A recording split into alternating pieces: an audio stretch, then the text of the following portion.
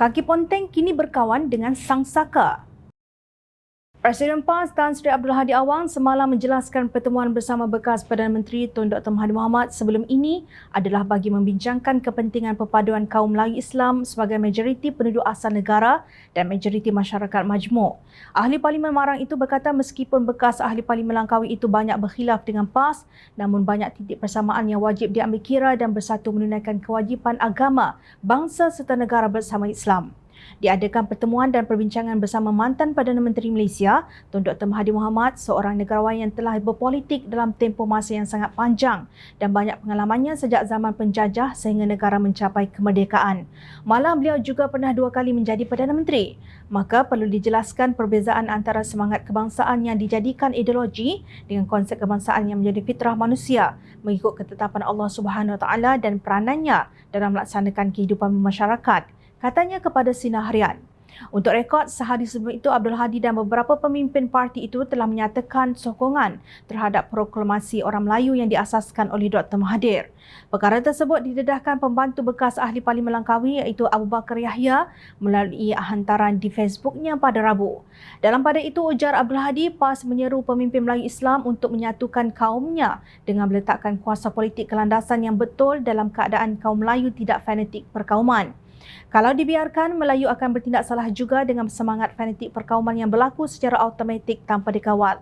Oleh itu menjadi suatu kesilapan besar kepada kaum Cina bukan Islam yang memilih parti yang ekstrim seperti DAP yang tidak peduli demi kebaikan mereka sendiri dalam masyarakat majmuk.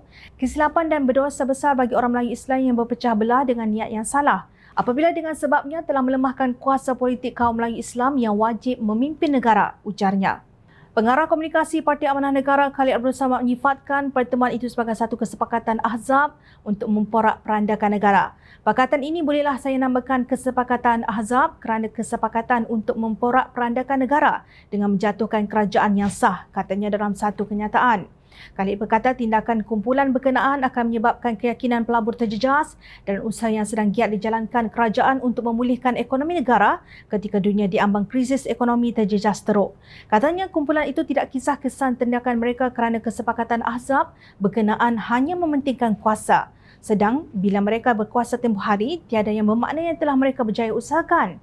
Namun demi kepentingan bersama dan keinginan berkuasa, musuh kini menjadi kawan, katanya. Sebaik sahaja hati Haji Hadi terasa ingin berpelukan bersama Tun Mahathir, maka ketika itulah keluar pelbagai dalil demi menghalalkan hasratnya untuk menjadi Perdana Menteri. Kini terkeluarlah ayat kononnya banyak titik persamaan antara PAS dan Tun Mahathir. Ikut celah mana? Celah serban. Susah payah tebuk atap ingat dapat jumpa emas permata, sekali tengok jumpa Sakatua. 74 campur Sakatua bersamaan dengan 126 dah cukup jumlah, melebihi daripada cukup. Menghadap hakim, siap bertongkat berpapah, langkah pun macam nak rebah. Peliknya bila menghadap Sakatua berjalan macam askar, siap cergas bukan main.